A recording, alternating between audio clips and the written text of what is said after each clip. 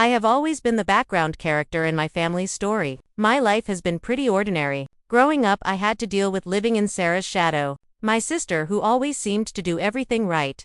I had a time in high school. I got grades and I was really nervous around people. On the hand, Sarah did great in high school. She got straight A's, was the captain of the debate team, and our parents loved everything she did. Every time our family got together, it was about Sarah and what she had achieved. They would say things like Sarah got into Johns Hopkins. Sarah's professor says that Sarah is the student he has had in years. He thinks that Sarah is going to do things. Sarah's family and friends are all saying that Sarah is going to be a cardiologist. They really believe that Sarah will become a cardiologist because she is so smart and works hard. Sarah wants to be a cardiologist. She is studying very hard to make that happen. I was just sitting around doing nothing. I was the computer nerd who stayed in my room for long. The computer nerd who went to a state school. The computer nerd was a disappointment because the computer nerd dropped out of the master's program to work with computers at a startup that nobody knew about. The computer nerd did this of finishing school. My family had no idea. I never told them that the company my college roommate and I started was really something. The company my college roommate and I started was not any company. My college roommate and I made a website that changed the way small businesses kept track of their stuff. My college roommate and I worked hard. We ate ramen noodles for 3 years. My college roommate and I stayed up late at night, writing code on the computer until our eyes hurt. My college roommate and I talked to every person who would listen to us about investing money in the company my college roommate I started. The company my college roommate I started did very well. The company my college roommate and I started was sold to a big technology company for $60 million. After the government took their part of the money and my college roommate and I split the rest, I got to keep $15 million. I was still living in my one-bedroom apartment. I was still driving my 2015 Honda Civic. I was still shopping at Target. The money I had felt really weird, like it was numbers on a screen that could vanish if I stared at them for too long. I had seen what happens to people when they get a lot of money, all of a sudden, what it does to the money and to the people they care about. I needed some time to think about what this money meant for my life, and for the money I had. Month we had our monthly family dinner. I did something. My sister Sarah had just bought a nice house in the suburbs. It was one of those fashioned houses with a lot of room. My parents would not stop talking about how great it was. They said things like, "This house has 4 bedrooms and it has a yard." My mom was very happy. She looked at me in a way that meant something. She said, "Seeing your sister Sarah's house should make you want to move out of your apartment." My mom was talking about my sister Sarah's house and how it was a place to live. My sister Sarah's house was really nice. My parents liked it a lot. My dad really laid into me. "You are 28 years old," I said to myself. "I am still renting a place to live. I am still not married. I am still working at that startup company. When am I going to get serious about my future? Look at Sarah. She is 2 years younger than me. She is already building equity in a house. My dad thinks that Sarah is doing a lot better than me. I just lost it inside. You see, for 28 years I have been compared to people, dismissed and overlooked. It has been really frustrating. All of this just built up. Then it all came out. I said to myself, I could buy 10 houses, like the one Sarah has. I could pay for all of them with cash." The table fell silent. Sarah started laughing. It was that laugh she had gotten really good at back in school. "Right," she said. "Did your company give you a raise or something?" I got out my phone, showed her the money in my bank account. Only for a moment. Only long enough for her to see all the zeros in my bank balance. She looked at my bank balance. I am sure she saw all the zeros. The change in Sarah was instant. Sarah's smirk it was replaced with a really intense kind of attention from Sarah. It did not take long.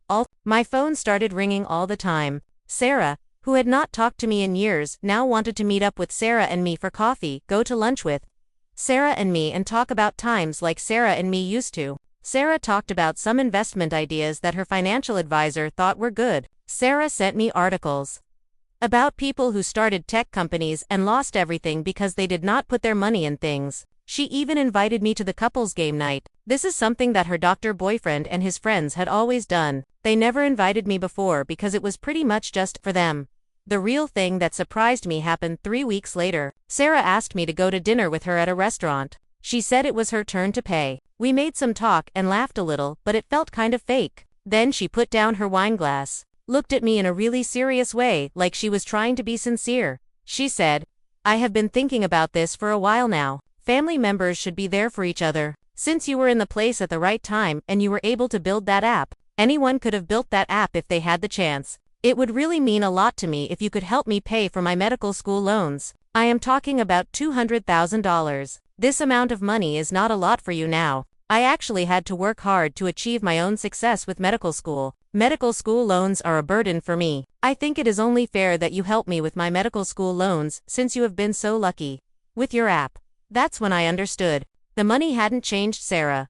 It had revealed her. The thing that happened was on a Tuesday. Emma came over to my apartment without telling me she was coming. She only does that when she needs to use my car because hers is being fixed. I was in the bathroom when Emma got there. I had left my laptop open on the kitchen table. My bank statement was on the screen. I was looking at my money, the $15 million I won in the lottery 8 months ago. I was happy to see that it was getting a little bigger because of the way I was investing it with things like index funds and bonds. Emma did this sometimes, just showing up. It was usually because she needed something. Like my car. Emma's voice was really loud and clear when she said, "What the hell is this?" It was like a knife cutting through the apartment. I saw her standing over my laptop, her finger was pointing at the screen. She had a lot of makeup on. You could still tell her face had gone really pale. Her finger was perfectly manicured, I noticed that. The laptop screen was what had caught her attention, my laptop was what she was looking at. "Is this real? Is this yours?" There was no point lying. "Yes, $15 million, that is what you have. You really have $15 million. Her voice got higher and higher with each word she said. "How long have you had $15 million? 8 months. The silence between us was really big. I saw a lot of emotions on her face, like shock and confusion, and then something that did not look good. It looked like she felt betrayed. That is not exactly what it was. The silence stretched between us like a chasm. It was more like she was thinking hard about something, like she was trying to figure things out all over again. I watched emotions flicker across her face. I knew that the look of someone recalculating was all over her face, the look of someone trying to make sense of things, the look of someone recalculating what she thought she knew about the situation, about us, about everything. 8 months, she said again slowly. The woman had $15 million just sitting there for 8 months. She was working at Target. She was living in this apartment. I knew what she was thinking. She had been talking about how expensive private schools. She had been worried about paying the mortgage. She had even made jokes about me not trying hard enough. 8 months is a time to have that much money and not do anything with it. The woman had $15 million. She was still working at Target. The change in Emma happened away. Emma, who usually checked her phone all the time when we talked, which was not often, suddenly started paying attention to me. She sat down, which was really surprising because she never did that in my apartment, the one she thought was so depressing. She said to me, "You know, I have been thinking that you should come and live with us. This neighborhood is not a place to be, and you are like family to us. If you move in with us, you will be able to save a lot of money that you are spending on rent now." I almost laughed. The idea of saving money is funny to me. I mean, what is the point of saving money when you already have $15 million in the bank? Saving money is just not something you think about when you have $15 million in the bank. Over the few weeks, Emma changed a lot. She would call me every day with worries about my money skills. She had found a money expert, who so happened to be her husband's friend from golf. Emma said I was struggling to handle my money and that I needed help from my family. When I said no thank you, Emma became more pushy about the financial literacy and the wealth manager and my need for family guidance. The family group chat started getting a lot of messages. My cousin Janet all of a sudden remembered that I borrowed $20 from her when we were in college. Then my Uncle Ray said something about how family helps out family. What really got to me was when my parents said something. My mom said that Emma told us everything when they came to talk to me. She asked me how I could be so selfish. My mom reminded me of all the things they have done for me. "How could you do this to us after everything we have done for you?" She said, "Everything my family did was so upsetting. They forgot my college graduation because Emma's husband had a work event that he had to go to. My family told me to be realistic when I said I wanted to open a bakery. I spent my childhood going to Emma's soccer games and debate tournaments and award ceremonies. I would sit in the bleachers with a book while Emma was doing her thing. My family did all these things. It really hurt me. They forgot about my college graduation for Emma's husband's work event. They did not support my dream of opening a bakery when I told them about it. I was always at Emma's events watching her play soccer and debate and get awards. My dad said we are family." "Emma is right," the family said. You need some help with things because when it comes to matters, the family knows you have always had a little trouble. My dad thinks that Emma is right about this and that you really need some guidance from the family. That is when I knew for sure. The money had not just shown me what Emma is really like, it had also shown me what the whole family is like. I was only important to them when I had something that they wanted from the family. The money had made it clear that I was only valuable to the family when I had something they needed. I nodded when they were talking to me. I told them I would think about what they said. Then I spent the month getting my life in order in Ohio. I got a job at a Target store in Portland, where nobody recognized me. I found a place to live above a coffee shop. I started going to business classes. I became friends with the people in my classes. People who liked me for who I am, not because of the money I have. 6 months later, I opened my bakery. My new friends came to the opening of my bakery. These are people who helped me paint the walls of my bakery and test recipes for my bakery, and they were the ones who celebrated my dream of owning my bakery becoming a reality. Emma sent a text message asking for the address of my bakery. She mentioned that she had found some investment opportunities for my bakery that she thought I would really love. I deleted it and went back to frosting cinnamon rolls, finally living a life that was mine. The lawyer's office was really quiet after he told me something that totally surprised me. It was $15 million. This money was from a trust fund that Grandma Rose had set up for me. She had passed away when I was 17 years old. Grandma Rose knew everything that was going on. She knew about all the paintings that my parents did not think were good enough. She knew about all the art shows that I did not go to. Grandma Rose even knew about all the times my parents changed the subject when my gallery submission came up, and instead, they would talk about Megan's achievements. The lawyer said that she wanted to make sure you could do your art without having to worry about money. She was very clear that you should not get anything until your birthday. The lawyer said that art is what she meant. She said you would need time to figure out what kind of art you want to do, to find your own art voice, your own way of doing art. Your art. I thought I had kept the secret to myself. Families are really good at sharing secrets with each other. My cousin Derek told his mom. Then she told her sister, and her sister told Megan when they played tennis together. After that, my phone started ringing with messages from my sister. Families are like that, they spread secrets really fast, like when a fire spreads quickly. My sister was calling me, and I knew that the secret was out, the secret about the thing that I was trying to keep quiet, the thing that my family was now talking about. I am really surprised you did not tell me this news. We should have a party to celebrate the news. The news is very exciting. That is why we should celebrate the news. I have been thinking about your artwork a lot lately. Do you still do painting? I think it would be really fun to travel. How about we go to Paris? We could go see the Louvre when we are in Paris. Paris is a place to visit. We should definitely go to the Louvre in Paris. Megan, she had not talked to me on her own for 2 years. She had rolled her eyes at me when I asked her to come see my art at my show. She had even told the people she went to college with at Duke that I was her brother who made art when I went to visit her. Now Megan was really interested in the things I made. Megan was looking at my work like it was something.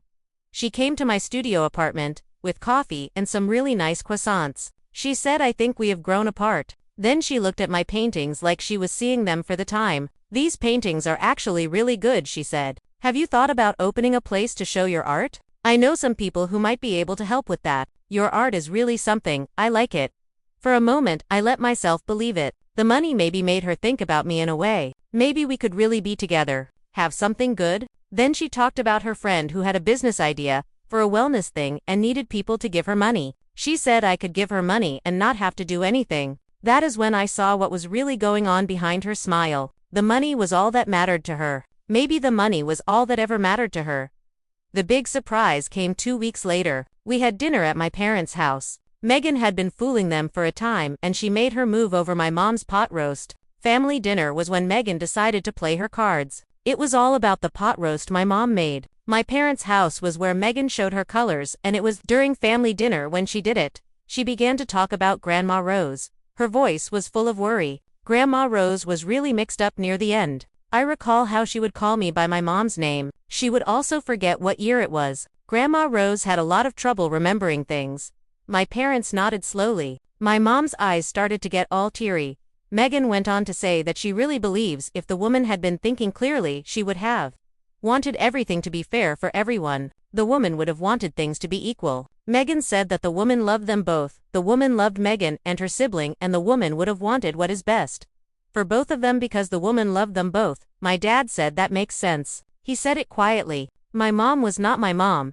In the few years I saw them change what really happened before my eyes. My grandma Rose was a smart woman, until the day she died. She played chess with me every Sunday. She always won. She never let me win no matter how hard I tried. The time I visited her, Grandma Rose told me, do not let them make you feel like you are not good enough, and that has stuck with me ever since Grandma Rose said that to me. I am right. Megan's eyes lit up. Grandma was not like herself. The grandma I knew was the one who really saw the real me. The room just went completely silent. 25 years, I said. I have been like background noise in my family for 25 years. For 25 years I have heard people say, why can't you be like Megan? Over and over. I have watched you take the art that I love and turn it into something that you think is a cute hobby. At the time you have been building special displays for all of Megan's trophies. My grandma saw everything that was going on. I got up from my seat. I felt lighter than I had felt in a very long time. I said to myself, music teacher Emily knew what music teacher Emily was doing when music teacher Emily did that thing. I know exactly what I am doing too. I walked away that night, never looked back. The money my family had set aside for me went into a fund, the Rose Garden Arts Grant. This grant is for artists who have families that do not understand how talented they are. Every month, I go through all the applications that come in. I read about kids whose parents want them to become lawyers or doctors or famous athletes. These kids have other things they love to do. They paint pictures when no one is watching. They write poems on napkins when they are sitting in a restaurant. They make things out of clay when they are supposed to be doing something else. The Rose Garden Arts Grant is for these kids, the artists who need someone to believe in them. Megan still sends me text messages sometimes. She tells me about investment opportunities and business ventures that she thinks I should know about. She also sends me reminders that family is very important and that family is family no matter what happens. I delete all of them. Then I go back to reading applications. I visit high school art programs. I show the kids that someone actually sees the kids. My grandma Rose taught me something important. She said that if one person really sees you, it can make a big difference in your life. Grandma Rose was right. Being seen by one person can really change everything. I'm just paying it forward.